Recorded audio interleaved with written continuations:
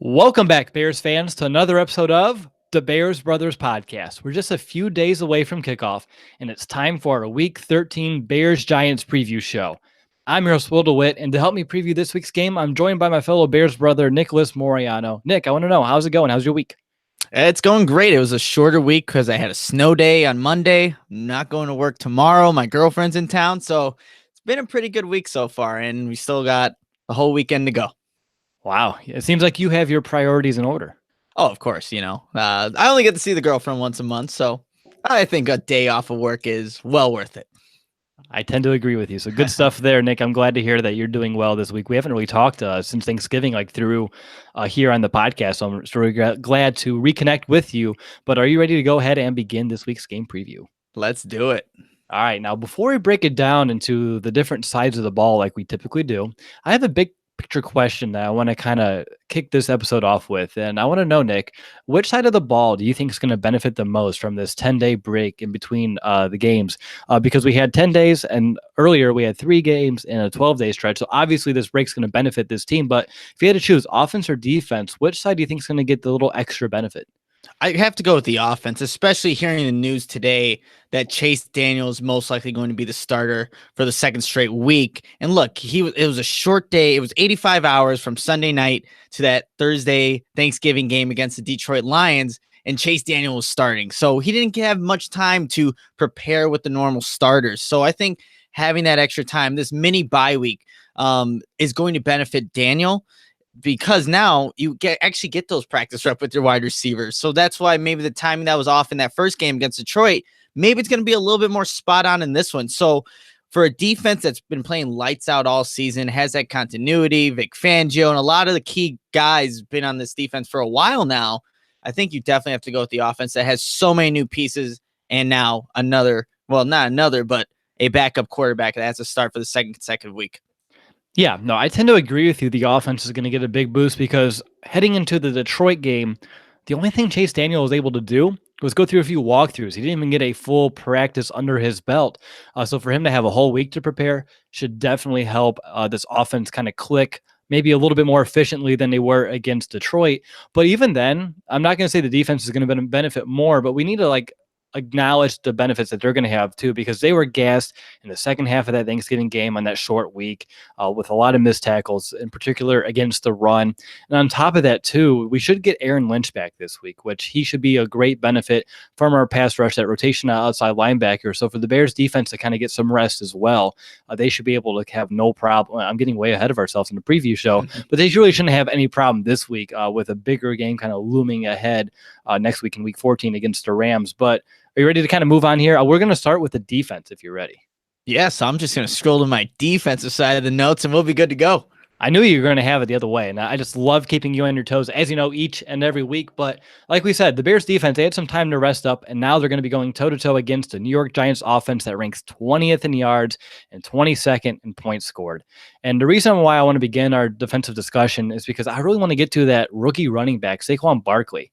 On the year, he's 4th in the NFL with 829 yards on the ground, and the dual-purpose back has over 500 receiving yards this season. That puts him at a roughly, 1,300 total yards in 11 games, which is a phenomenal start to your NFL career. He has over 140 yards and multiple touchdowns in his last 2 games, so he's kind of picking up steam as we kind of roll along here through the season. Now, obviously, the Bears defense, this is going to be a test for him. But let's not forget just how good our run defense is as well. 2nd in the NFL, only 80 yards per game allowed, and also tied for the fewest yards per carry allowed at 3.6. So, Nick, over to you. What challenges do you expect Barkley kind of presenting our defense this week? Yeah, so I think Saquon Barkley is arguably the best running back that the Bears have faced all season, outside of probably David Johnson in week 3, but that was Arizona. That was a bad football team, a good football player in David Johnson, but Saquon Barkley, although he's a rookie, he's a complete back. He can do it all, from running between the tackles to making moves in open space, trucking people, jumping over people, whatever you want a running back, Saquon Barkley has, and you see why the Giants took him where they took him. But this is a game where the one thing about this Bears defense that has reared its ugly head in multiple games this season is missed tackles. you cannot have missed tackles against Saquon Barkley. So that's the biggest thing with him. He can make people miss. He can truck whatever way he can do it. He can definitely make defenders miss. So for the Bears defense, they have to stay disciplined, whether it's pursuing when a run's going left, because he has the capability to cut it back inside and take it the other way. Saquon Barkley can do it all. So the Bears got to be very disciplined and have to wrap up and tackle. So it's going to be big on all the defense and especially those linebackers. Yeah, no, absolutely. In order to win this game, we're going to have to find a way to contain them, which is a very, tough task to ask of any defense. But I do believe we have the guys in the field to go ahead and get it done. But you hit on a very good point, and that's that the Bears need to do whatever's needed. And I think you hit on those points of being disciplined and wrapping up to limit those yards after contact. Because if the Bears don't limit yards after contact and is able to give up those and allow Barkley to bust out a bunch of big gains, we're going to be in trouble. So how are some ways that you would expect Vic Fangio to kind of limit Barkley in terms of schematically?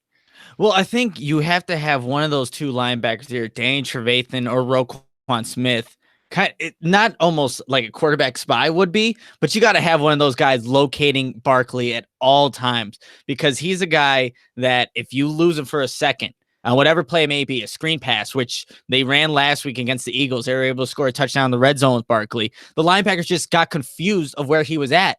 And if that's a way that the Giants want to get him going, you got to have someone watching him at all times. And I'm sure, look, that's going to be a priority for the entire defense. I think Adrian Amos said in an article by the Sun Times today that he was the best running back on the planet, and he was in college at Penn State. So he was recognizing that when that was happening. So this is a guy at any moment in time can burst through and make a huge gain happen. So Vic Fangio, again, it might just be, look, Roquan, wherever Saquon Barkley goes, you need to be right there with them. And this will actually be a matchup that they've actually played before. It was in the Tax Slayer Bowl in 2016.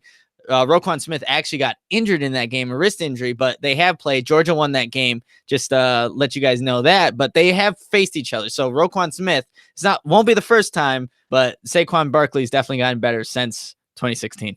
Now, you talked about Adrian Amos, who, of course, went to Penn State as well, so knows Barkley a little bit more than maybe some of the other Bears. But you mentioned him, and I have him in my notes too, because I anticipate with the Giants' lack of a deep passing game outside of Odell Beckham Jr., you might not need two deep safeties in this game, which Adrian Amos being your bigger run-stuffing safety, he might be able to play in the box a little bit more than we've seen so far this season to kind of limit some of those bigger games that you're going to see from Barkley. And on top of that, you hit it. My X factor here is going to be Roquan Smith's range and open field tackling against him.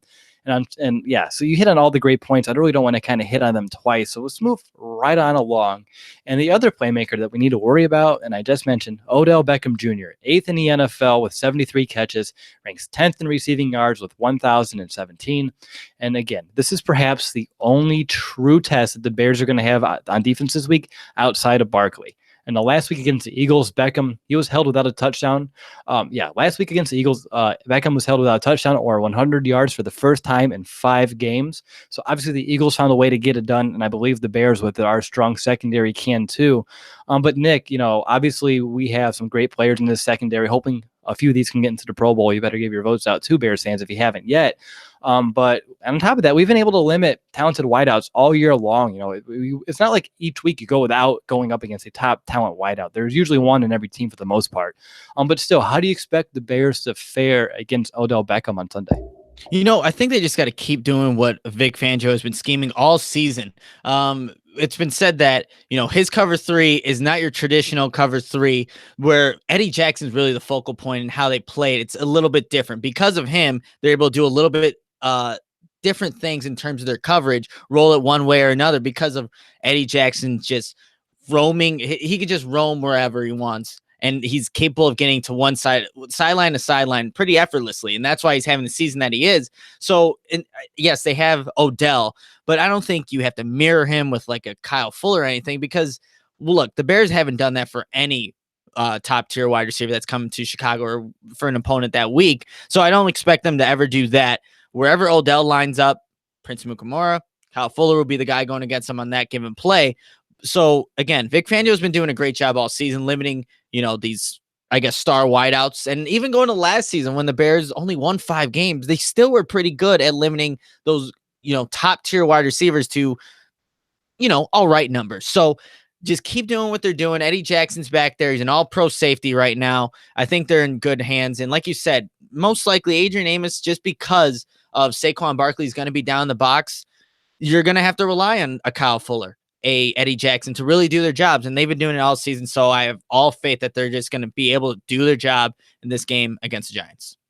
Where I'm concerned, I guess I should say, is going to be with Odell Beckham with his deep threat ability and that big time play capability that he brings to the table, is going to be the Bears playing off of him a ton.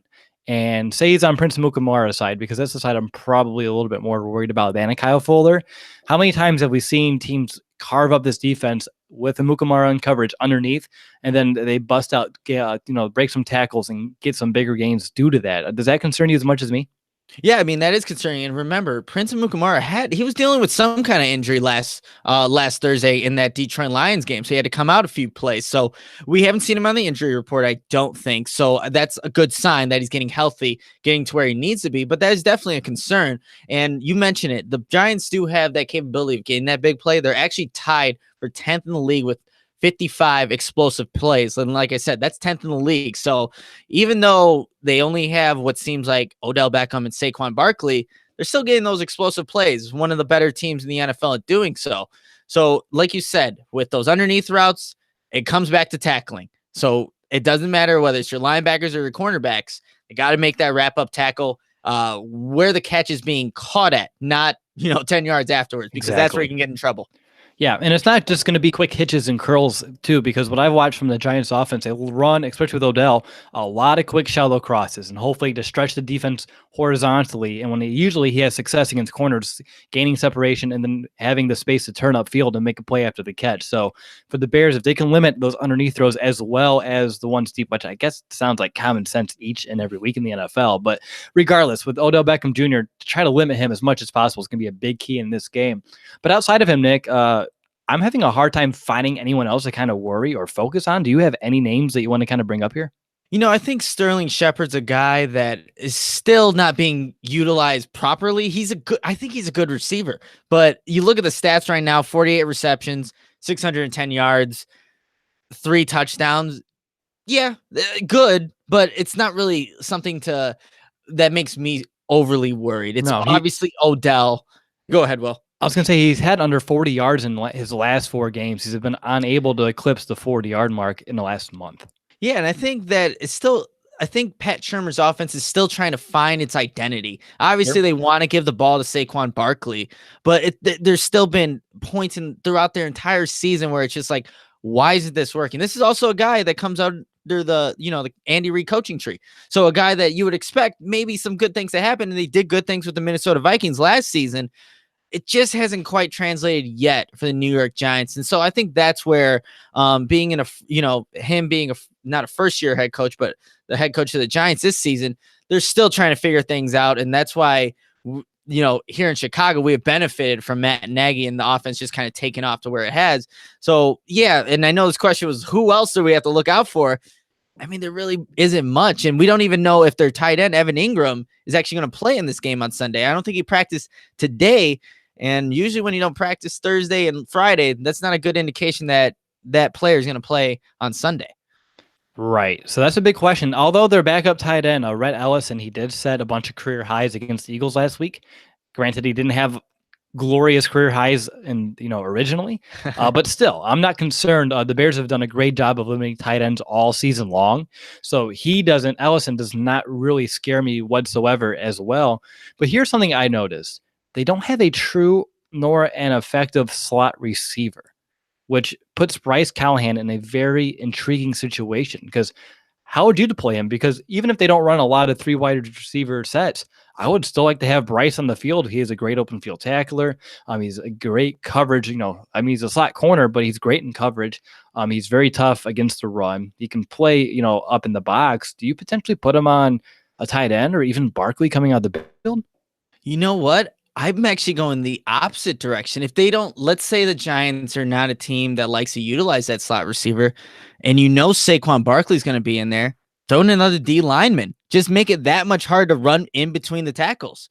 If you can take that away from the Giants offense, if you hold Saquon Barkley under 80 yards, which has happened 6 times this season for the Giants have lost 5 times when Saquon Barkley doesn't reach 80 rushing yards. So maybe that's an option because because most likely defenses like to use that nickel package, and because it's a pass happy league. But if that's the case, I wouldn't be surprised to see another defensive lineman in there. We've seen what Bilal Nichols can do in short time and his scarce opportunities, able to make plays. So maybe that's an option for him. But I think the defense overall is just better when you have a Brice Callahan. So I think he'll be out there, and expect some more nickel blitzes because teams have not figured that out yet this season.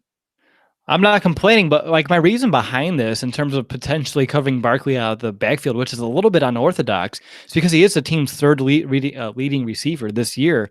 So if you're looking at, I think Brice has the speed to keep up with him. Of course, the coverage ability as well. So I don't know, just an idea I wanted to throw out there. Obviously, you brought up a good point too of limiting him on the ground by bringing in some extra bigger bodies on the field as well, because the Giants' offensive line is not really strong at the point of attack. It's all been Barkley so far this year for them. So I agree with that assessment as well. But real quickly, let's look at Eli Manning. He has 6 touchdowns in his last 3 games, but he's been prone to turn over the ball so far this year. And he did have a very costly interception against the Eagles a week ago. And to be fair, though, he did have 5 touchdowns against the Buccaneers and the 49ers combined. I just want to throw in that Trubisky had 5 against Tampa Bay in 1/2. So maybe that's not as great of a stat as it kind of sounds like on paper. Like, oh yeah, 5 touchdowns in 2 weeks. But then you take in consideration the talent level there between San Francisco and Tampa Bay. But do you have any expectations that you or anything you want to mention about Manning so far this year? Because at this stage of his career, when it seems like his time in New York's kind of coming to a close, and 3-8, I don't really see him posing much of a threat. No, but when I was looking at the numbers, his stats, I thought they would be worse, to be completely honest. 3,093 yards, 14 touchdowns, 7 interceptions. I'm like, wow, I'm surprised he hasn't reached double-digit interception because it's Eli Manning. You know what he's done, the past couple of seasons now. He's just, look, it's a guy that's not very mobile. And under that Giants offensive line, especially that right side, you get through that, Eli Manning's going down without a fight. And yes, like you mentioned, there are times where he just throws that risky interception, and I think that's what's going to happen in this game. But honestly, I'm not too worried with Eli Manning, especially playing against this Bears secondary, because like I said, they've been playing lights out all season. So I'm not really too concerned. When you have a guy like Odell Beckham, it definitely makes your job a lot easier. But in terms of what he brings, I guess, athletically, no, not really, because I know the Bears pass rush is going to be present. And if you get after Eli, it's pretty much over and done with from there. Yeah, let's go ahead and talk about that offensive line because I mentioned in my interview with Matt Lombardo earlier this week that unit is PFF's 3rd worst pass blocking unit. They've given up 38 sacks, 170 pressures on the year, and obviously just hearing those numbers is enough to me to kind of start licking my chops, visualizing kind of like what havoc the Bears front seven kind of could wreak this week. To put it in a rhyming term, but regardless, Nick, I want to know, looking at some of these matchups across the board, you talked about the right side of the offensive line. That's what I have highlighted too. Which one do you like the most? Oh man, right guard Jamon Brown, that guy. So here's a key thing though. Akeem Hicks did not practice today with an Achilles injury. Correct. But I will still take a battered and injured Akeem Hicks to just wreak havoc on poor Jamon Brown right now. I was just watching that tape from last week against the Eagles, and even prior to that, the guy isn't very good. I'm being brutally honest. Just seeing what he was not able to do at times, and what you've seen Akeem Hicks do all season, where he's able to just put a spin move, use the power, get into the backfield just without any kind of resistance. It's going to be a long day for that right side of the offensive line for the Giants. And it definitely helps if Akeem Hicks is healthy. But Jamon Brown, if you want to put a Khalil Mack on that side as well, or switch it up, put Leonard Floyd on some stunts, whatever you need to do, whatever Vic Fangio wants to do, he'll be able to do it in this game for sure. Absolutely. Yeah, Brown, he's a journeyman. The Rams cut him on like Halloween. Giants picked him up because they had some injuries up front. And yeah, since then, he's only played 173 snaps, in which he's already allowed a handful of pressures, a couple of sacks. And I don't even think he's faced anyone of an Akeem Hicks caliber yet, and he's still struggled. So like you said, even if Akeem is dealing with an Achilles, He should be able to find a way to make an impact going up against Brown. And then even the right tackle. And this is the reason why we're kind of highlighting this side of the line. Chet Wheeler, he has allowed 30 pressures and 3 sacks this year. He struggled all year long. So honestly, Khalil Mack on him one-on-one. And again, they're not going to do that. They're going to chip him. They're going to double team. They're going to try to triple team Khalil Mack. Just go after him, though. If they have to hold tight ends in there to chip on them, or even Barkley to chip on them, you just limit that already limited offense that much more. So again, it doesn't matter if it's Khalil Mack, or Leonard Floyd, and Aaron Lynch. That right side coming off the edge, the Bears should be able to find success all game long. And even coming off the left side, Nate Soldier, he's been fine over the last few weeks, but he started this season very roughly, had struggled early on this year. He has played better as of late, but still he's someone who's been prone to be giving up a ton of pressures this year. So the Bears, again, off both edges and across the right guard, it's not looking so well for the Giants. And even then, their center, I give Eddie Goldman the edge. Again, the Bears front seven makes every week look promising, no matter who you're going up against. But the Giants giving up 38 sacks, which is I think it's like second most, third most, if I had a guess, out there in the league. Yeah, they shouldn't have, and they should not have any issue whatsoever dominating that in terms of the pass rush, which is a big reason why stopping Barkley is key. Because if they can establish a run, kind of set the tone up front, generate some push, and the Bears have to kind of worry about, is Barkley going to get the ball? Is Eli dropping back? Make them think. That's going to help the Giants more than it's going to, obviously help the Bears. So for me, stopping Barkley is key, because then he can let that pass rush do what they do best, and that's just go after quarterbacks. And I'll say this, the pass rush did not have its best game on Thursday on Thanksgiving. Look, they were tired. They were tired. They were.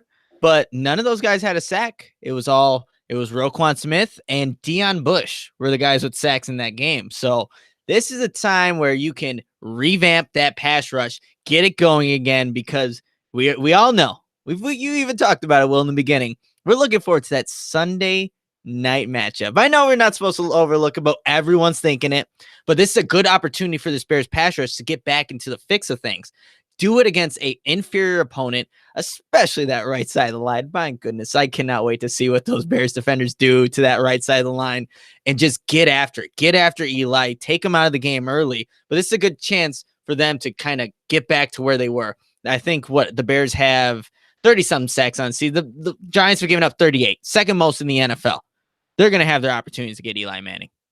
Yeah, no doubt about it. And you talked about Akeem Hicks and Achilles just briefly, but when you're talking about their tight end, like, he didn't practice today, so that's not a good sign. But You're confident that Akeem Hicks is going to be okay with the Achilles, because seeing him on the injury report on the DNP for both Wednesday and now today on Thursday, I'm slightly concerned, slightly kind of weary about his status. Yeah, it's definitely concerning. Knowing Akeem Hicks, he's gonna try and fight through whatever he's dealing with. Obviously, it's that Achilles, but again, I trust this Bears coaching staff, this medical staff, to make the right decision, not allow a player that really wants to play kind of do worse to that injury, because it's not just against the Giants they need to be worried about. It's all the rest of the games for this season, and then the postseason as well. Absolutely. Is there anything else in your notes, either about the Giants offense or the Bears defense, that you kind of want to bring up? I will say this. Last week they played the Eagles. That is a very, very depleted secondary. So there were some wide open wide receivers for the Giants. That is not going to happen against the Bears. This is not a depleted secondary. This is one of the best in the NFL. So you're seeing Eli Manning connect with, his receivers, tight ends, Saquon Barkley, whatever it may be. But you got to think that Eagles secondary has been battled with injuries all season long, just losing some of their best players. So that could definitely factor into how Eli Manning's going to play in this matchup. And I also noticed, just like the Bears, they were going for 2 as well. I know they did on their first time, but they didn't convert it. Well, actually, the Bears didn't convert on one of them as well with Chase Daniels. So there you go. But yeah, like I said, there are just guys wide open in that game for the Giants offensive players. Don't think that's going to be an issue come this Sunday against the Bears defense. All right, really good stuff there, Nick. And now it's time to go ahead and find out who has the edge this week. So I broke it up. I gave myself 2 for the defense, and Nick, you're going to have 2 for the offense to kind of accommodate for Brandon's absence tonight.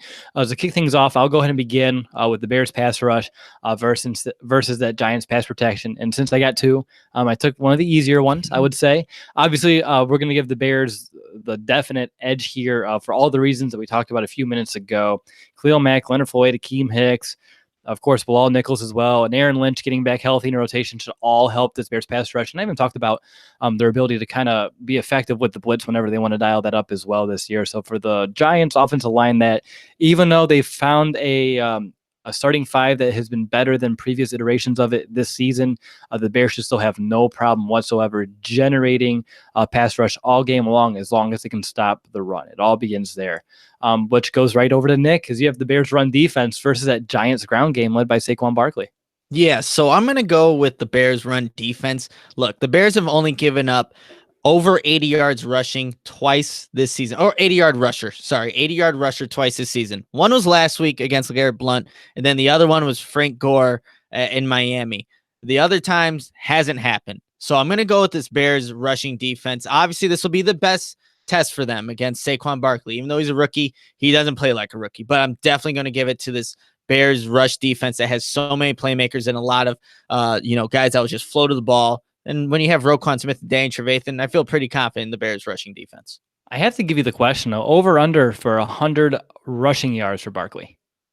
I think it's going to be under. I think the Bears can put him away early, and you're going to have to abandon the rushing game and just kind of go resort to the pass. He'll get over 100 yards, all total yards, but I don't think he gets to that 100 rushing yards unless he is able to break a long run there, which you hope he doesn't. He's definitely capable of it, but you hope he doesn't.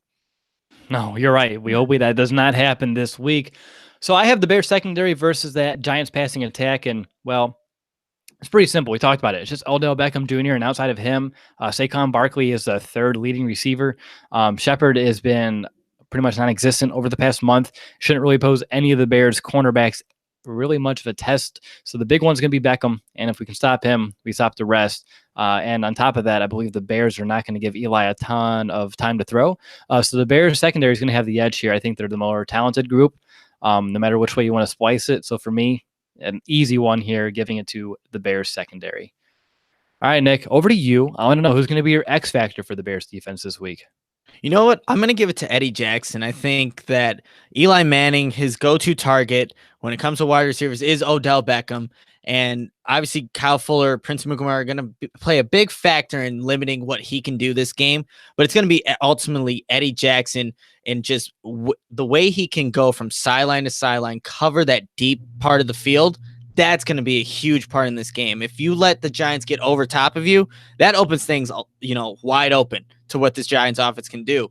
But you have a guy like Eddie Jackson roaming around the middle of the field, that kind of limits, again, what you could do. So Eddie Jackson's going to be my X factor in this one. See, I was torn here, and Eddie Jackson's a very great choice. I was torn by combining both Prince Mukamara and Kyle Fuller for their matchups against Odell Beckham Jr.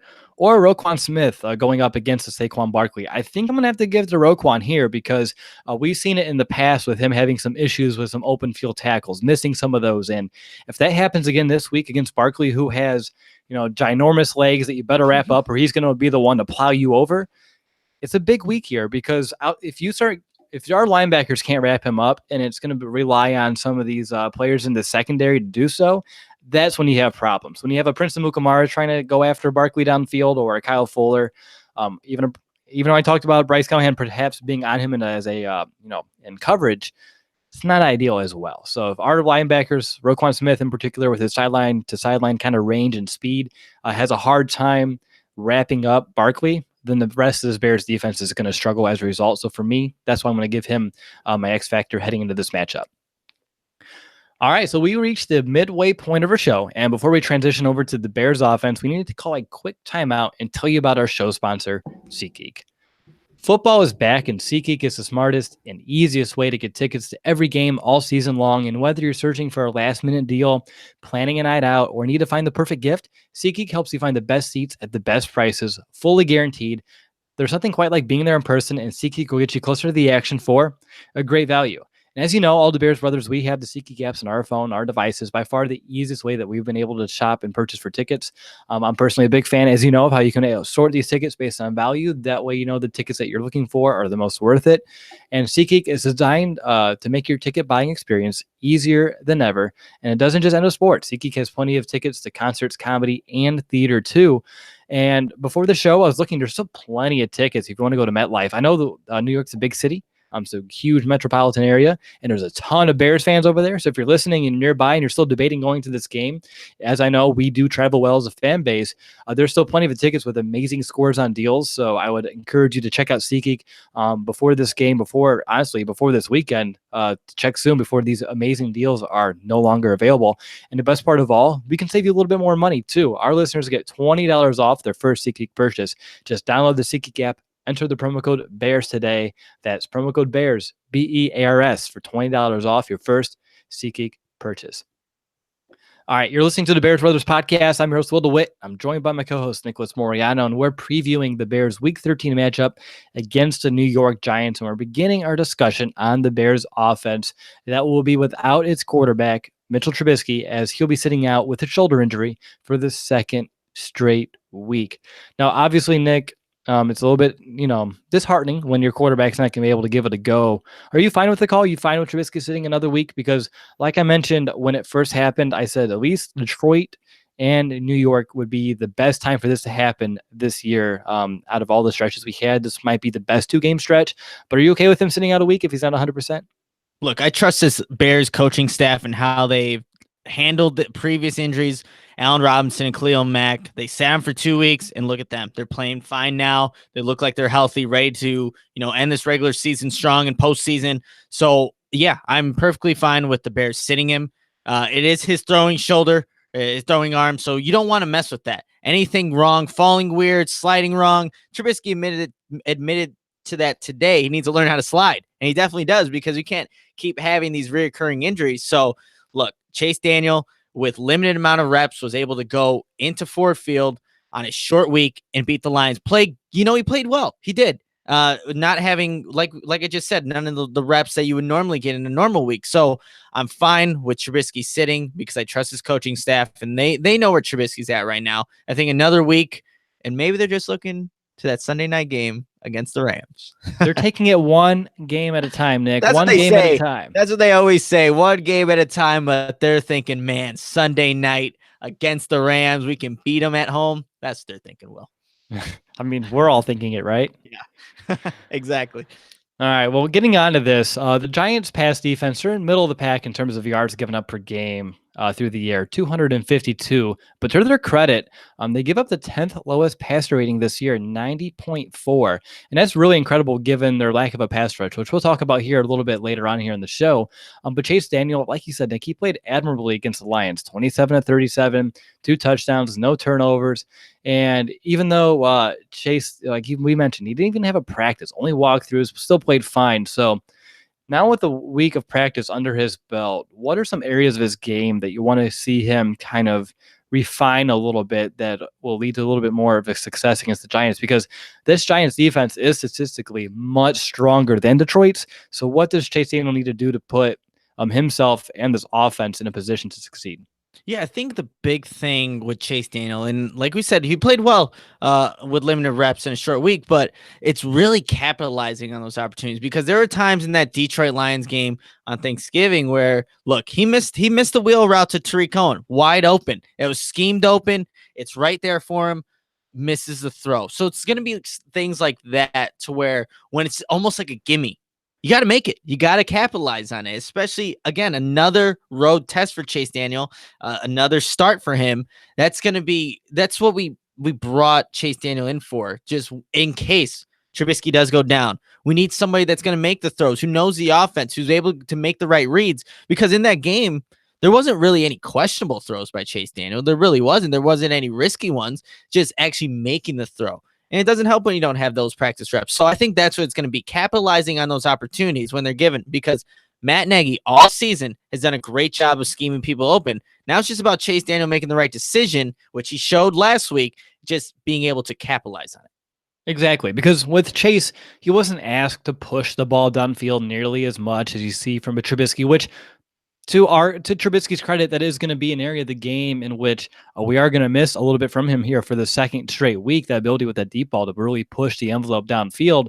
But when he plays within his system, and even if it is that dink and dunk mentality a little bit more than maybe to our liking, at least we have playmakers along the outside that can kind of make yards after the catch, make some plays, make some of those shorter throws, some longer gains. And that's really going to benefit us if he can kind of play in the same system. But like you said, when he has those gimme throws, he needs to find a way to hit those because if you miss too many of these throws, in the NFL, you don't get too many of those chances. So you need to find a way to capitalize them once you do. But for Chase Daniel, I think that what's going to really help him, and I'm just going to kind of go into our next segment here, is that lack of a pass rush because Detroit, even though their defense, their secondary is a little bit weak, they have a very strong pass rush. They're up there too with high 30s in terms of their sacks so far in the year.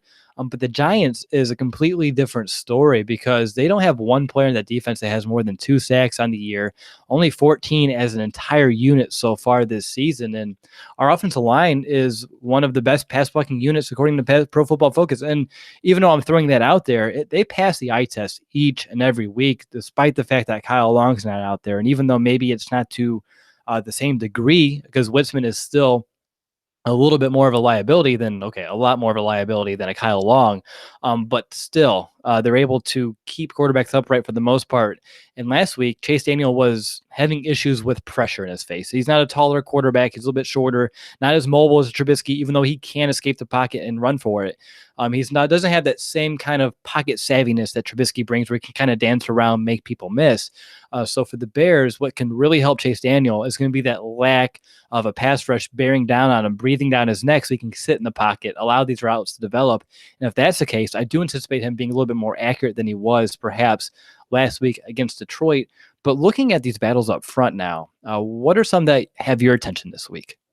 You know what? I was trying to, find It's a tough one question. I guy know.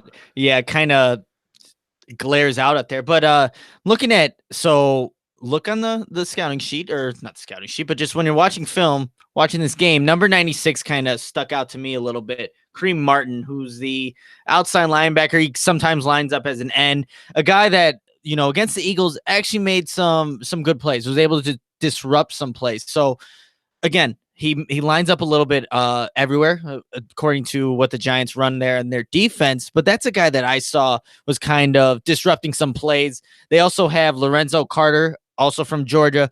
He's almost like a Leonard Floyd type of build, just a little bit bigger and I think a little bit faster. So this guy is going to be primarily on the edge. He's going to come off utilizing speed, but he has a little bit more pop to when he gets to those tackles. So that's also another guy I'm looking at. But honestly, a guy that is going to be playing in the box, that's going to be blitzing, is Landon Collins, their safety. A fantastic safety at that. But he's a guy that the Giants really like to use everywhere. Doesn't matter what the play is. Landon Collins is going to be roaming around, doing what he does. And it might be a little different because the Bears don't really have a rushing game right now. So maybe he is more in the back half of the defense as opposed to being in the box like I saw him against the Eagles. But that's a guy you definitely need to account for on every single play because he loves to blitz. He will take on those running backs, usually stronger than the running backs too, and just he fight until the whistle is blown. Landon Collins is giving it his all. There was one time where he came up the middle, the running back meets him square up. The running back falls down. He falls down too, gets back up, and almost is able to get to Carson Wentz on that play. But he's a guy relentless, so got to make sure you know where Landon Collins is at all times. How would you want to combat that? I know he presents our offense a multitude of challenges, but if you're Matt Nagy, how do you limit that impact? Yeah, so look, if you have Jordan Howard in there, I'm perfectly fine with him being that pass blocking guy who's able to keep Chase Daniel upright, because even though Howard is not having the season that a lot of fans are complaining about in terms of yards and production, he's still doing some really good things on the field that don't go on the stat sheet. There was a one play against Detroit where he absolutely stands up a linebacker because Jordan Howard is capable of doing that pass blocking. On the one play with Chase Daniel, I think is running I forget which. I think it's the left side. Jordan Howard's a lead block. That's what he can do. Or even when the Trubisky run against Who was that now? Against Detroit the first time. Always Jordan the Howard. Lions. Yeah, all these Lions plays. He's a lead block. So Jordan Howard does all these things. But in terms of Landon Collins, it's going to be that offensive line knowing, especially on stunts and things like that. And him being a smaller guy, he can kind of get through those little crevices between, the tackle, the guard and center, whatever it may be. So it's just being really cohesive and just playing as a unit, which they have been now for a couple weeks as, a complete unit. And that's all it's really going to take. And I'm confident that Harry Highstand is going to have his guys ready for whatever the Giants bring on Sunday.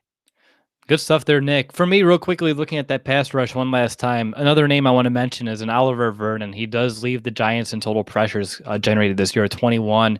And like you mentioned, Lorenzo Carter, he was someone who was in my mock draft. I had the Bears going Roquan Smith and then Carter. He's impressing. Maybe not having some eye-popping numbers, but like you said, he plays very sound football. And I know the Giants are very happy to have him in the kind of potential that he possesses on that defense.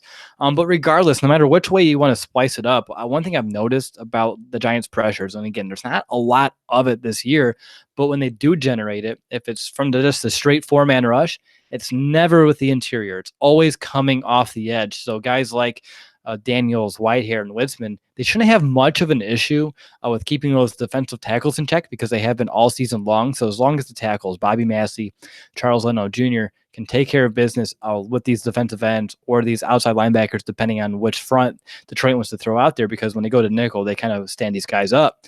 That's going to be the big key for the Bears so far. And again, with how well this offensive line's played this year, I don't expect them to struggle. Now, they might give up a pressure or two. That's going to happen each and every week, but they shouldn't by no means struggle against this New York Giants front seven whatsoever. All right, so Nick, in Chase Daniel's lone start, we got a heavy dose of both Taylor Gabriel and Tariq Cohen underneath, with a few deep shots kind of sprinkled in with Anthony Miller and to Allen Robinson. And I'm curious in how the Bears offense is going to attack that secondary that allows the third fewest receiving touchdowns in the NFL, only 15 this year, and has only allowed one wideout to top 70 yards since week 7. So when you're looking at all the Bears' weapons, which the great thing about this offense is there's always someone else that you can kind of go to if someone else is shut down. Which ones do you kind of find having some favorable matchups this week? Yeah, and so when I think about favorable matchups, one of my favorite guys all season to talk about is Trey Burton. But last week he didn't have a very good game. He has the fumble, has a drop pass, has a holding penalty. It wasn't a good game, a game that Trey Burton definitely needs to forget about. But when I was watching the film against the Giants in that Eagles game, look, Doug Peterson, again from the Andy Reid coaching tree, runs a similar type of offense, but Zach Ertz had a very good day. 7 receptions, 91 yards, and a touchdown. And the routes that he was running, I'm like, okay, Trey Burton can definitely run this slant route on a Landon Collins, get open in the middle of the field. And that's where I could see the Bears offense kind of exploiting that area, these slants, the middle of the field. There was one play where Zach Ertz actually finds the soft zone between the safety and linebacker and just makes one move, touchdown. It's easy. It's easy clockwork for that offense. And that can be very simple. A high percentage throw, easy completion. Let your playmaker do the rest. And Trey Burton's a guy that I think in this matchup can really benefit from that.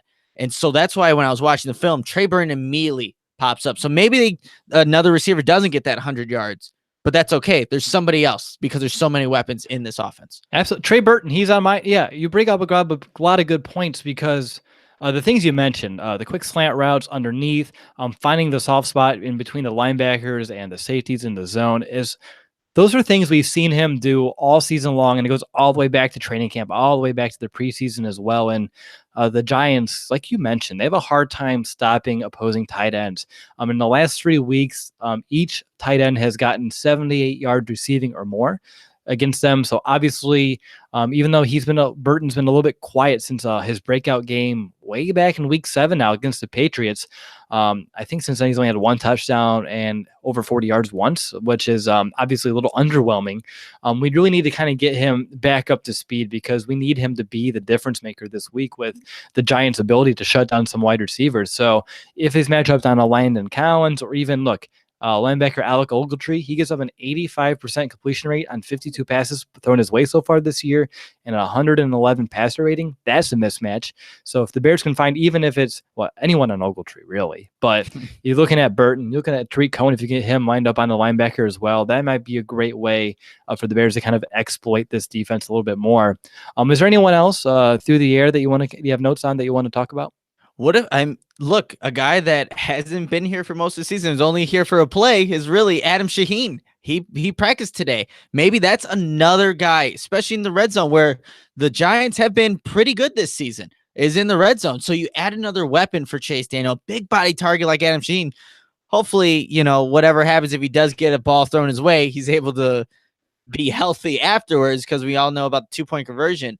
But speaking of 2-point conversions, the Giants gave up one against the Eagles, and it was on a zone read option. Well, the Bears right now, according to NFL Matchup, they're the third best in terms of running the zone read option in terms of yards. They have 293 rushing yards on option plays, which is a 4 yards per carry. And that's a play that they were able to run for the Eagles. They get an easy 2-point conversion. Maybe that's something that the Bears utilize in this game. They see that it worked against the Giants last week with the Eagles. They definitely have the players capable of running that zone read option in this one on Sunday. Yeah, really good stuff there. One other player that I would like to see the Bears attack is going to be corner Janoris Jenkins. He's had a very rough year so far, and he's given up nearly half of the team's receiving touchdowns on the year with 7. He's the most targeted player on that defense. And he's not like the Kyle Fuller good kind of most targeted player. Like, he's being targeted because he's bad. And he's given up 10 yards per catch, 274 yards after the catch this year, and he has 7 missed tackles, which obviously have contributed to a lot of those 274 yards after the catch. So I'm looking at either an Allen Robinson, but more specifically, probably a Taylor Gabriel against him, because Gabriel, he's been the most targeted Bear over the last 2 weeks. Daniel favored him a ton. So with Daniel under center, I don't expect that to change unless they completely shut him out. And then I would find some other potential matchup on a Jenkins, like an Anthony Miller, like I said, or even an Allen Robinson. But that's just someone else too that I would like to see the Bears kind of push the ball towards a little bit, because he's been prone to give up some yards. Yeah, you know what? Actually, I'm looking on the exact opposite side of him. B.W. Webb, that name probably sounds familiar because he was at the Bears training camp. Was it this year? Maybe last year, as a corner. A guy that, watching the film, run a double move on him, and he's going to look silly. So I bet you in this game, Anthony Miller is going to have his opportunity to run a double move on B.W. Webb, number 23 for the Giants, and he is going to look bad. Alshon Jeffrey got him, and Alshon Jeffrey's a good receiver, but I think Anthony Miller, in terms of route running, one of the best in the league. So, you got the training camp. I had one handy. It's Tariq Cohen. Yeah, I don't think it's gonna be. I don't think his name's gonna be in. I think it was last year where B.W. Webb was brought into camp, and I think he almost made it or something. You're right. Like that. Yeah, right? It was last year. Okay, it was last year. So B.W. Webb is a guy that I'm gonna be looking for, and watch that double move. Anthony Miller's gonna. Yeah, it's not going to be good for the Giants. Let's just say that. All right, easy enough for me. Now, I pushed this one all the way down to my notes for a reason, and I'm sure you know exactly where this is going, but it's time, Nick, to kind of take a look at the Bears' rushing attack. Now, it's a facet of the game that, again, we never know week in, week out what to expect from. And I'm going to say the Giants' run defense, it is bad. I got confirmation from that on Tuesday. I asked our guest, I was like, is it as bad as it looks on paper? Because they're 26th in the NFL, allowing 125 yards per game and 4.5 yards per attempt. And I was like, is it as bad as it looks? And he says, yes, there's no question about it. Teams can run the ball on this Giants defense. And on top of that, they've allowed 3 straight 100-yard rushers. Now, obviously, Jordan Howard has not eclipsed that number so far this season, reached that number at that, and he hasn't scored a touchdown in 3 weeks, and he hasn't topped 80 yards since week 8 against, the other team in New York. So, Nick, obviously this looks, I wouldn't say completely favorable, but it looks like an area where the Bears could, if they wanted to, potentially, maybe, perhaps, run the ball. So, obviously, we struggled with it all year. Jordan Howard, he's averaging less than 3.7 yards per carry in all but 2 games this year. Do you have any insight here? I know it's tough. Yeah, I mean, everything's set up for the Bears to run the football. They have their backup quarterback. I thought that was going to happen on Thursday against the Lions. It didn't. They came out passing. Chase Daniel has a good game. They win despite not having a running game until a very, very last series of the game where they got to get 10 yards, and they do. I don't know what to say. Look, I know that Jordan Howard's not doing what we think he can be doing. My fantasy team is reflecting that because I keep starting him. But I don't know. We just don't know. There's a favorable match, but they're not good. Like you said, 3 100-yard rushers consecutively. They're ranked in 26th in the league in rushing yards. The Bears haven't established the run all season, though. Why this week out of all the weeks when there's a favorable matchup? Why does it work? Who knows? That's about the best insight I can give you. Unless they prove it, I can't give you anything on it. This is all speculation because it hasn't happened. Yep. I can't add anything else besides that, Nick. You're right. I mean, they have not proven that they can or will even attempt to establish a run, even though I think Jordan Howard is in the top 10 in terms of total carries this year, which is, I saw that today and I was like, no way. But it's true. He's like 8th. It was crazy. But on top of that, Tariq Cohen, I'm not talking about him as a rusher, but coming out of the backfield as a receiver, I haven't mentioned that yet, but the Giants, this is a very disheartening stat. They haven't allowed a running back to eclipse 47 yard receiving on them all season.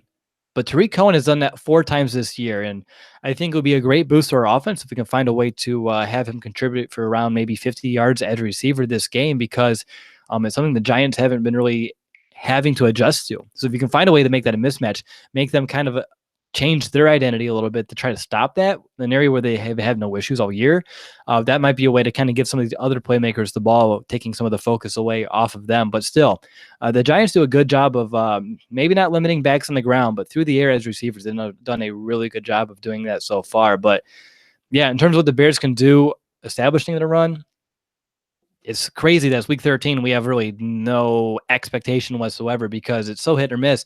And then even in the games that they've been effective, it's been largely due to very creative runs, a lot of jet sweeps, a lot of Mitchell Trubisky, on which obviously we missed that a little bit too last week too, even though Daniel had a couple of nice runs.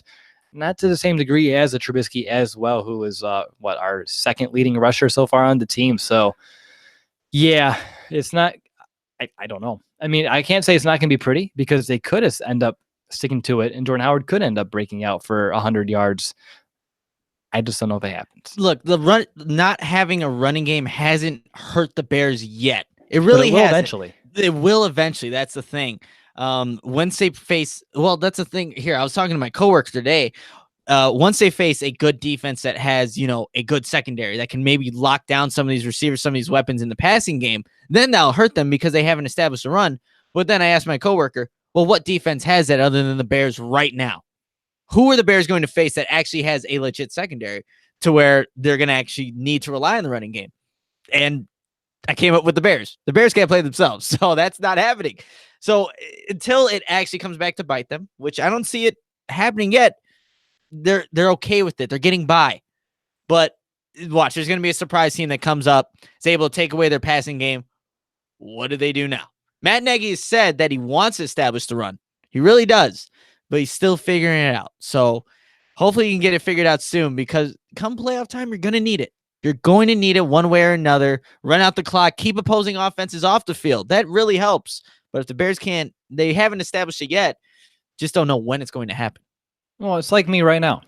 I want some ice cream, but it's cold out, and I'm not going to drive all the way to the store to go get the ice cream. So if it's a little bit difficult. And right now for the Bears, it has been difficult to establish this run. So even though he says he wants to, it might not be what's best for this offense, because it's going to limit those other plays for the air with some ineffective runs. But one point or another this year, we're going to really need to rely on it, and it's going to be a big test for that offense to either step up to the challenge or not once that situation kind of presents itself.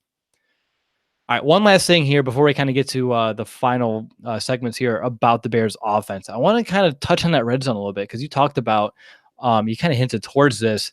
The Giants have done a great job in this area all season long, because their defense they've been suffering on third down all year long. But once they get to the red zone, they're really good. They're the 7th best red zone defense, allowing touchdowns on only 51.5%.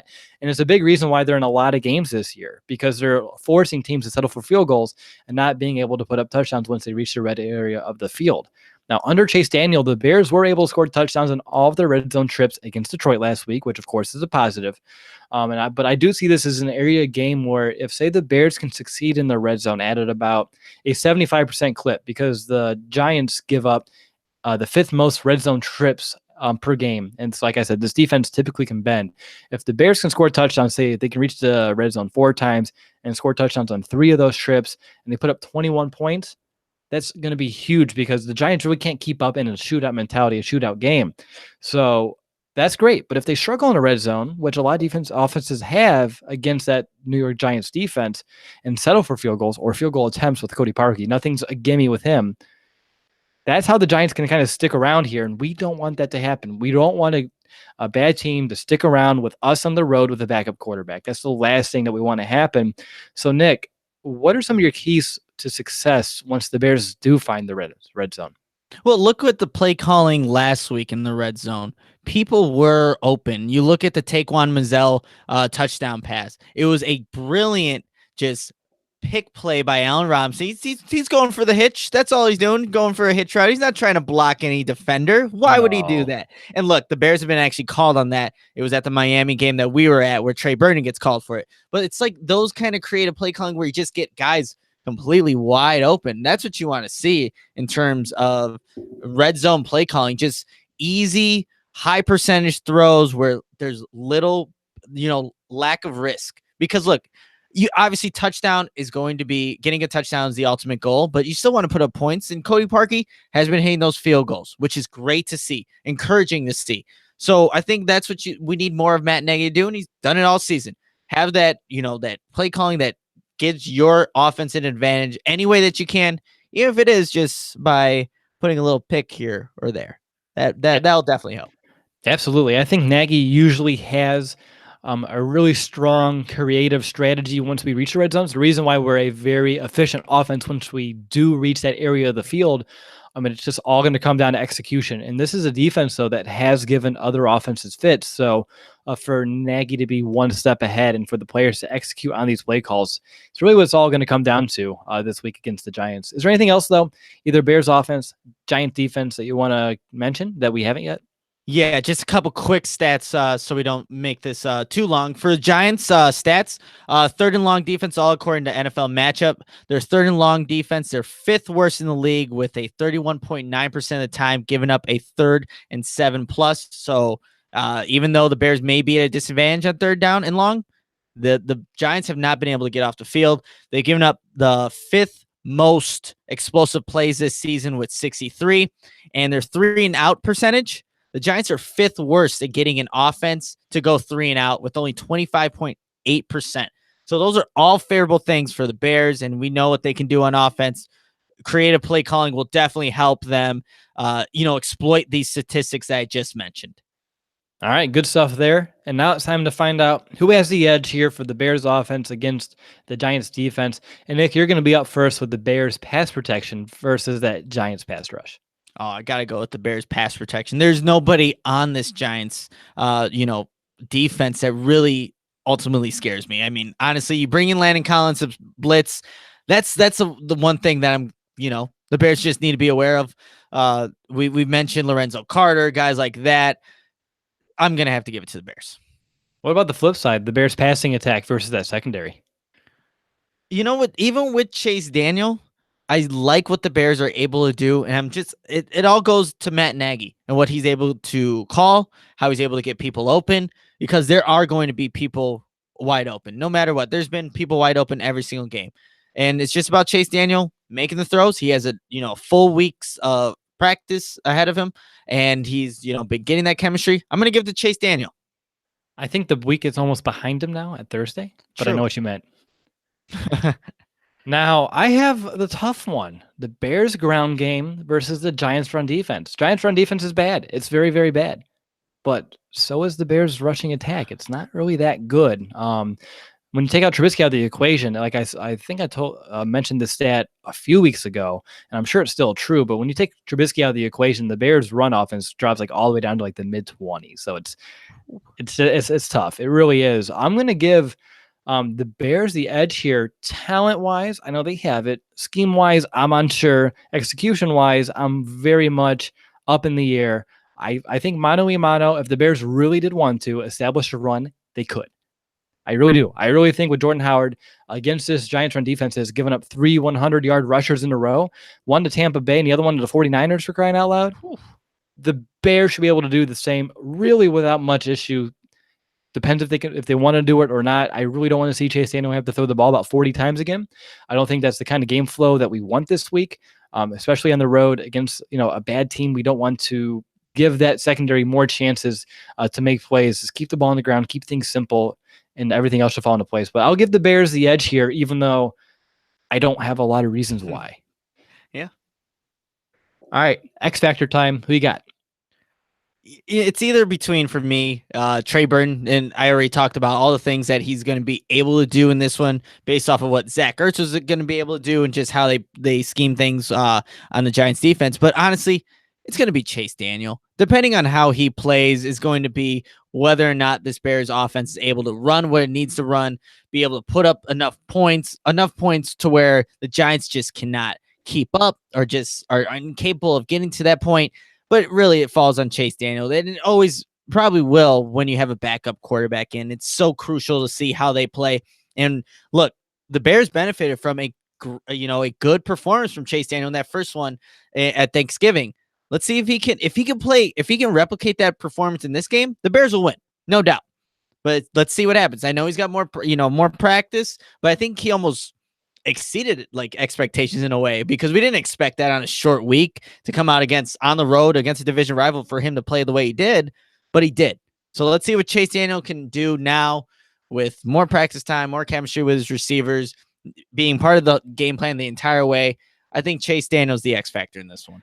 I guess I know Brandon would love to be here for this devil's advocate moment, though, would be he does have a week of film on him and how the Bears were running their offense with him on film. So how Nagy adjusts, how Chase Daniel's able to adjust as well this week and not just bring kind of like the same game plan that they did against the Lions is going to be huge as well.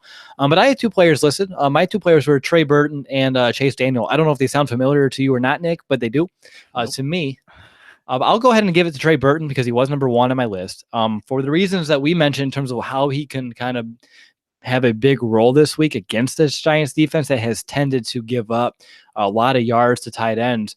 But I just believe that if he struggles and they find a way to shut down our wide receivers on the outside, this Bears offense is going to have a hard time really getting anything going. And I say that maybe to the degree we're used to. Maybe they won't be shut out, but they'll be hindered a little bit compared to what we're used to seeing week in, week out. So if Trey Burton struggles, I anticipate that to kind of trickle down throughout the rest of the offense. But if he can really step up and be someone who Chase Daniel can rely on, he'll be an X factor that can really take this Bears offense into one that can succeed. And on top of that, in the red zone, he's been a red zone threat as well all year, and we need to score some points to get down there. So for me, I'll give it to Trey Burton. I'll even throw in Adam Shaheen too if he's healthy and playing him down there in the red zone, a big body target. Just stay healthy, Adam, and hopefully things will be okay with you. But yeah, Trey Burton's going to be my X factor. All right, Nick, real quick, special teams. I have a couple of notes. The Giants return specialist, Quadri Henderson, he was put on IR this week, so they're going to have someone else doing that, returning punts. We'll see exactly how that shakes out. And then, of course, Tariq Cohen, he does lead the NFL in punt return yards. And the Giants are middle of the road here. They give about 7 yards per attempt per punt return. So this might be another week where Tariq Cohen can kind of still switch the field position with the punt return, especially if the Bears can kind of force the Giants to quick 3 and outs. And Cohen can follow that up with a nice punt return, flip the field, give Chase Daniel shorter fields to work with. That would be really pivotal in this game. But what about you? Anything on special teams? Just talking, about special teams returns, Giants, Devin Hester, that field goal that was short, just brought up those memories. Who knows? Probably won't happen, but that'd be great to see. Again, I was watching the film, and I was actually watching the All-22, just seeing how they do their punt returns, the Bears. I just don't see why you don't put 2 people on the gunners. I'm going to say it until they do it because I feel like they have so much more success when they do. And that can be a new article idea, just to see in terms of the yardage gain when they do have two people on the Gunners as opposed to one. Because look, those guys are just flying down there. You usually have your starting corners out there. One guy, if you have another guy there, the gunner tries to go inside, jam him, tries to go outside to get jammed on that side. As a gunner, it's a tough life to live, but I feel like they'd have more success, more return yards if they just do that. But who knows? I don't coach. No, you do not. But that would be a really interesting, insightful kind of look into it if you really want to do that. Just saying. Yeah, I'll have to look into it. All right, so let's go ahead and just jump right into the final portion of this week's preview and hand out some predictions for the game. And Nick, I need to know, do you have a bold prediction for me? I do, and it was going to be with Akeem Hicks, but I just don't know where he's going to be. So still, that right side of the line, that's where we're going to focus this bold prediction on. Is going to give up. So the Bears are going to get 7 sacks in this game, and 5 of them are going to come on that side of the line. You know what? Actually, let's make it 9 sacks. Remember the last time the Bears and Giants played? I think it was in New York. Jay Cutler got sacked 9 times, I believe. The Bears are going to replicate that. 7 of those sacks are going to come on that right side, and 2 wherever they come from. I like that. I like that a lot. That's bold, and that would really help our case for leading the NFL in sacks yet again. So I like that one a lot. For me, I'm going to go on offense. I have Chase Daniel, 4 touchdown passes. The Giants have only given up 15 this year, which is less than 2 per game, if you want to do the math real quick. So for me, I think 4 touchdown passes from our backup quarterback is definitely bold enough. So for me, Chase Daniel, 4 touchdown passes, sets, and that would remain his career high in terms of TD tosses. So for me, that's going to be my bold prediction this week. Let's see how that kind of turns out. I've usually done pretty good with these passing touchdowns in terms of Trubisky. I was pretty hot earlier this year, so let's see if the same can kind of happen with Chase. I want to kind of give him some of that good luck. Will, before you move on, we have a good comment in the chat here from Shadow458230. He said the bold predictions, this is the last game Peyton Manning will be a starter. Well, remember the beginning Eli. Sorry, not Peyton. Well, he's doing what he does now. Eli Manning. But remember the beginning of the season where the Bears defense were just knocking out quarterbacks left and right. Maybe that's one that does come, play, because Eli is in, tough waters in there in New York. So maybe that's a good one, Shadow. I like that bold prediction. Yeah, no, I like that one too. Thanks for bringing that up out of the chat. And I love that just how involved our chat has become and how close that group is kind of becoming as one. So just keep it coming, guys. Keep it coming. So moving on, MVB, who do you have? MVP. Well, if we're getting 9 sacks, I think a large part of that is going to be not Khalil Mack, because he'll most likely be on the other side. It's going to be Leonard Floyd. This is the time breakout. I think he has the speed, the technique to be able to really benefit from having some lesser competition on that side of the line. I think Leonard Floyd is going to be a guy that just wreaks havoc. I don't even think I mentioned him up until this moment in the podcast, but he's going to be the MVP for this game because he's going to wreak havoc. There we go. I'm going to give mine to Chase Daniel. I think last week we all at one point were going to give it to him before Eddie Jackson kind of stole the show at the end of the game. So for me, Daniel, he's going to play within the system, play efficient football, not turn the ball over, and of course, just move this offense and find ways to get points up on the board, really make us, he's going to find plays, and there are going to be plays where you're going to really wish True was out there, because that's just going to happen. But he's going to play just well enough to win, if not maybe just a little bit better than that. And if he does that, he'll end up being my MVP for stepping in for 2 straight weeks, making sure that the ship still stays on course, heading into a big week 14 against the Rams. So for me, let's go ahead and give it to Chase Daniel as well. All right, so time to predict the final score. The standings, I'm still on the bottom here, 8-3. Nick, you and Brandon, you're at 9-2, leading the way. Now, my question to you is, I don't know if you remember the rule from last year, but no one has missed preview shows so far this year besides Brandon this one time. He didn't give us a prediction, and in the past, we made the predictions for said person who was absent. Do we continue that tradition? Giants. Brandon picks the Giants. What's the score? Brian, it's going to be, I think Brandon would predict kind of low scoring, I would assume. So maybe like a 20 Bears, and the Giants scored like 9. Okay. Maybe 29. But you said Giants. So you mean Giants 20, Bears 9? That's what I meant. I'm sorry. Man, I Yeah. don't know what Brandon was thinking with that bogus kind of prediction here. So, Brandon, watch out. Nick. You just went first place by yourself. I figured it out now. Oh yeah, absolutely. So man, I should just yeah, no, the Giants, yeah. All right. I'm gonna get sole possession first after this week. All right, so you have Brandon. You spoke on Brandon's behalf without any of his knowledge right now, giving him the Giants, which is an egregious pick, Brandon. So if you're listening to this tomorrow at work, shame on you. But Nick, how about you? Who's going to be your prediction? Yeah, so I'm actually gonna go Bears 24, Giants 12. All field goals for the Giants. They cannot get in the end zone. So Bears are gonna win this one. I like that a lot. I like the score. I like the field goals. I like the Bears kind of stiffening up, and of course, not allowing the Giants with Beckham Jr., Barkley to score any touchdowns. That's huge. It's very similar to my final score. I had the Bears 24, Giants 14, though, 2 touchdowns, no field goals.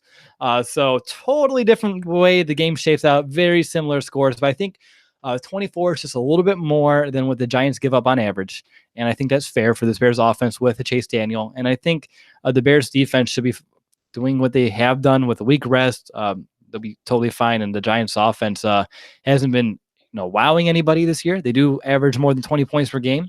But regardless, I don't think the Bears are going to allow them to kind of reach that mark this week. All right. Last but not least, Nick, we need to kind of hand out our confidence meter and our final thought. So go right ahead.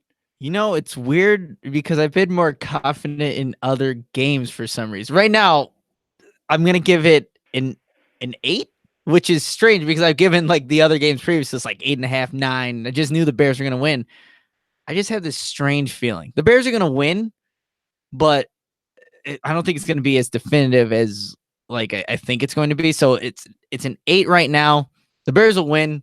I just don't know why I'm not feeling as confident at this point in time. Strange. It's very strange. It is. I mean, I understand it. You gave them the 12, which would mean they would have 4 scoring drives. And I think they had 4 in the first half against the Eagles. So it's not like they can't do it. Now, of course, for the Bears in your scenario, forcing them to field goals would make us feel a little bit more at ease. But if they do get down there in the field, the Bears defense has not been great in the red zone this year. Yeah. So it's not a scary situation. But I can understand your point there. We've kind of labeled a few games so far this year as trap games, but they haven't really came to fruition. And you can see why this one would be called one with the Rams ahead. But I do believe that this team does take that week by week mentality. It really wants to prove it week in, week out. So for me, I'm confident. I'm giving this a 9 because the Giants are they're a team that does not know how to win the close ones. They've lost countless games so far. I think the number's like 7 or 8 games by 1 score or less. So it's a lot like us in the years past, always being on the wrong side of close games, always finding ways to beat yourself. And I think that's also a message we had on Tuesday with with our guest on the show, that this defense and this entire team with, hurtful penalties, poor execution, they find ways to lose games and have a hard time finding ways to close out and actually end up winning some of these games down the stretch. So for me, I think the Bears have proven they are a team that can win these games. They can win close games. They can win. I think Nagy talked about it earlier this week. They've proven they can win different types of games, which shows exactly how well-rounded this team is. So for me, the Bears are a team that has now learned how to win, where the Giants are a team that has a losing culture. I hate to say that, but it seems like it, and one that they don't know how to win yet. So the Bears shouldn't have much issues. So for me, my confidence is a 9. Anything else, Nick, before we head off? Any just final words of wisdom heading into the weekend? Not really. Look, this is obviously the game before the game. I'm gonna say it. I know coaches have talked about it, but everyone's kind of really looking forward to next Sunday night. Bears, Rams. But look, the Bears can't overlook it because they could be 9-3 after this weekend. 9-3. Incredible. Man, that would be such a turnaround for the Bears organization from just last year to right now. So the Bears just need to take care of business, and then we can start previewing, start getting amped up for Bears Rams. But hopefully the Bears just take care of business this week against the New York Giants.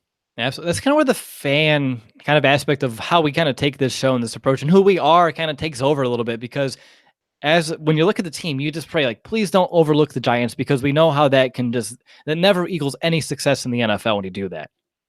But as fans, when you're looking at the schedule and you're looking at how the rest of the year is shaping out, and we're talking about the P word finally, postseason playoffs, and we can actually genuinely get excited about that, it's really hard not to look at this game as like a really good benchmark of how the Bears kind of stand in the NFC. They played the Patriots really well and just a play or two away from winning that one.